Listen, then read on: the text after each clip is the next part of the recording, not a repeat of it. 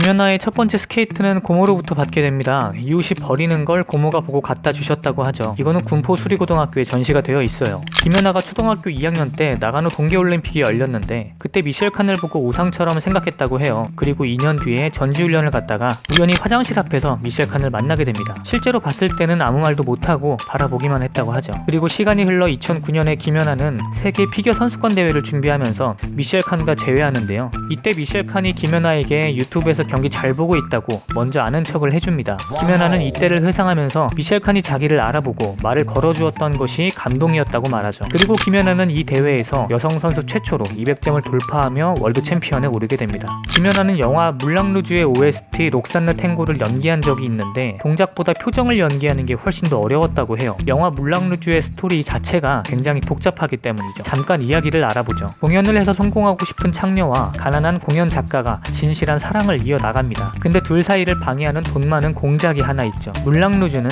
이들 세 사람 사이에 일어나는 갈등을 묘사한 영화예요. 그 중에 OST 록산느의 탱고는 사랑하는 여자를 돈 많은 공작에게 보낼 수밖에 없는 가난한 공연 작가의 심정이 고스란히 드러나는 부분이기 때문에 감정의 표현이 더욱더 어려웠다고 해요. 록산느 탱고의 가사를 봐도 뭔가 절절하고 애절한 마음이 드러나게 되죠. 아무튼 김연아는 록산느의 탱고를 통해서 이런 감정을 연기하게 되죠. 이때 나이가 16살이었죠. 김연아의 선수 시절을 함께했던 안무가예요. 유쾌한 천재 안무가라고 평가받는데 지각을 자주 하는 게 특징입니다. 김연아와 처음 만나기로 했던 날도 2시간이나 지각을 했다고 하죠. 김연아의 마지막 공연 때 22년간 안무가로 지내면서 김연아를 코치한 게 나의 인생에서 가장 완벽한 순간이었다 라고 말했죠. 김연아의 인기 프로그램 죽음의 무도도 데이비드 윌슨의 작품이죠. 김연아의 코치로 활동했는데 헤어짐이 조금 시끄러웠어요. 오션은 일본 자금이 묻어있는 IMG와 계약하게 되면서 일본 주니어 선수들을 가르치게 되었고 이때부터 둘의 사이가 멀어진 것으로 추측이 되죠. 김연아는 오셔를 만나러 캐나다에 갔을 때도 딱히 오셔의 코칭을 받지 못했고 데이비드 윌슨하고만 연습을 진행해야 됐어요. 결국에 몇 달 뒤에 열렸던 김연아의 아이스쇼에도 오셔가 불참하면서 헤어지게 됩니다. 그런데 헤어진 후에 오셔는 AFP와의 인터뷰에서 김연아의 다음 프로그램 정보를 무단으로 공개하는 결례를 저지르기도 합니다. 김연아는 주니어 데뷔 전부터 아사다 마오를 알고 있었어요. 처음 만났던 건 2004년도에 헬싱키에서였죠. 그때는 마오가 너무 잘했기 때문에 김연아가 세상에 저런 애가 있구나 라고 생각했다고 해요. 김연아는 어릴 때 마오와 붙었던 첫 번째 시즌에서는 모두 졌기 때문에 자존심이 조금 상했었다고 합니다. 김연아는 2006년에 세계 선수권 대회를 우승하면서 아사다 마오를 처음으로 이기게 됩니다. 근데 이때는 에피소드가 있는 게 원래 신던 스케이트가 잘 맞지 않아서 고생이었는데 마침 동료 최지은 선수가 안 맞아서 내비둔 스케이트가 있어 이걸 신고 우승했다고 하죠. 김연아에 대한 아사다 마오의 라이벌 의식은 밴쿠버 올림픽 때 극에 달합니다. 자기가 쇼트를 클린했음에도 불구하고 김연아한테 5점 뒤진 것에 대해서 대체 왜 하고 반문하기도 했어요.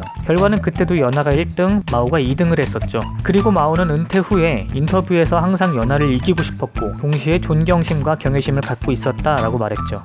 김연아는 피겨계에서 대표적인 먼치킨 캐릭터였습니다. 일단 09년 세계선수권 대회에서 여자 선수로는 최초로 200점을 돌파하게 됩니다. 이걸 보고 AP통신은 경쟁이 아닌 즉위식에 가까웠다라고 전하죠. 2010년에 밴쿠버 동계올림픽에서 김연아가 프리스케이팅 경기를 마치자 미국 NBC 방송 해설진이 남겼던 멘트인데요. 무대가 끝날 쯤에 말을 번역하게 되면 관중들은 경기 중에 완전히 넋이 나갔습니다. 개관식은 끝났습니다. 여왕폐하 만세라고 말하죠. 그리고 김연아는 금메달을 수상하게 됩니다. 올포디움이란 출전한 모든 대회에서 3위에 입상해 시상대에 오르는 걸 말합니다. 1960년에 캐롤 헤이스가 이 기록을 세웠던 걸로 알려져 있었는데 1953년에 세계선수권에서 3위가 아닌 4위를 했던 기록이 발견되면서 무산되고 맙니다. 김연아는 2014년 소치 동계올림픽에서 은메달을 거머쥐면서 올포디움을 달성하게 되죠. 피겨스케이팅 100년 역사상 그녀밖에 없는 기록이기도 합니다. CF는 굉장히 많이 찍고 많이 벌었죠. 기부도 많이 했으나 이건 유튜브에 자료가 많아서 넘어갈게요. 김연아는 14년에 소치 동계올림픽에서 은메달을 차지하게 됩니다. 금메달은 소트니코바한테 돌아갔지만 개최국인 러시아가 자국 선수를 미뤄주었다는 오심 논란은 가라앉지 않았죠.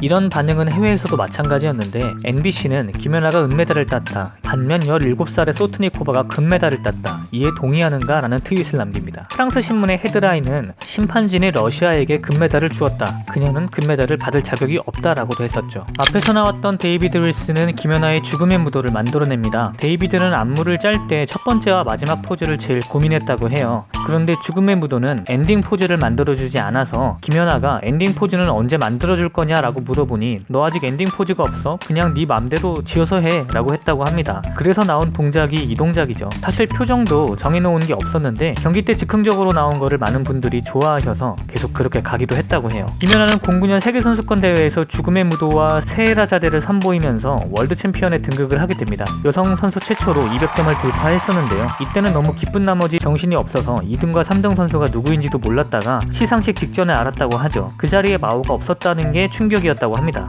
김연아는 09년 월드 챔피언이 된 이후에 죽음의 무도를 뛰어넘는 프로그램을 고민했던 결과 본드걸과 거쉬윈 피아노 협주곡 바장조를 선택하게 됩니다. 본격적인 연습을 하기 전에 제임스 본드 영화를 봤다고 하는데 자막이 없어서 재미가 없었다고 하죠. 본드걸 안무를 보면 총 쏘는 장면은 많이 없는 편인데요. 007 하면 총 쏘는 장면을 많이 연상하니까 되게 내용이 뻔한 것 같아서 최소한으로 사용했다고 하죠. 그리고 이 동작이 처음에는 많이 쑥스러웠다고 해요. 그러나 지금은 김연아의 본드걸 하면은 떠오르는 킬포인트 동작이 되었죠. 월드 챔피언이 된 이후에 김연아는 에릭 퐁파르에 참가하게 됩니다. 본드걸과 피아노 협주곡 바장조를 연기하는데 총점 210.03점으로 세계 신기록을 달성하게 되죠. 이때부터 살짝 사람들이 김연아는 무조건 200점 이상을 받는다고 기대하지 않을까 하는 부담감이 밀려왔다고 하죠. 에릭 퐁파르 이후 김연아는 그랑프리 5차 스케이트 아메리카에 참가합니다. 여기에서 쇼트 경기는 또다시 신기록을 달성을 하게 되죠. 그러나 프리에서 망하고 총점은 190점도 안 되게 됩니다. 이때부터 몇 점이 되든 간에 점수는 신경 쓰지 않는다, 그런 경기를 펼쳐야겠다라고 다짐했다고 해요. 그 다음에 출전한 것이 올림픽이죠. 한 번의 부진을 겪은 후에 김연아는 밴쿠버 동계올림픽에서 세계 최고 기록으로 금메달을 차지하게 됩니다. 2위는 역시나 아사다마오였죠. 여담으로 그때 조앤이는 김연아와 아사다마오에 이어 동메달을 따게 되는데요. 올림픽 2일 전에 모친이 돌아가시는 불운을 겪지만 메달을 따내는 꿋꿋함을 보여주기도 합니다. 현재는 피겨가 아니라 의사의 길을 걷고 있죠. 이런 김연아도 어릴 때는 첫 번째 부상이 찾아오면서 피겨를 그만두려고 합니다. 그러나 그만둘 거면 전국체전을 딱 한 번만 나가고 정리해라 라고 하는 선생님의 부탁에 마지못해 나갔는데 아쉽게도 1등을 하게 되면서 피겨를 계속하게 됩니다.